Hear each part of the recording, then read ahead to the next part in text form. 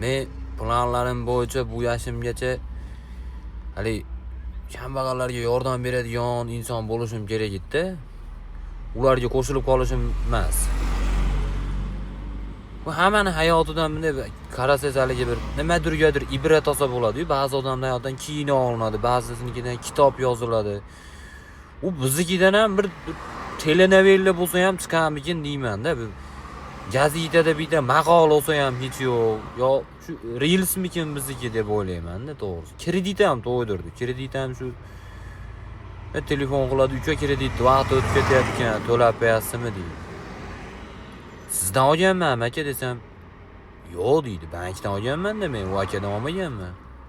Ha men telefon qilib hozir aka men oshnangizda qarzingiz bor ekan, bering desam, berasizmi menga desam, yo'q deyadi. O'ziga bermayapti, menga qada beradi. Shu o'ylantiryapti-da hozir.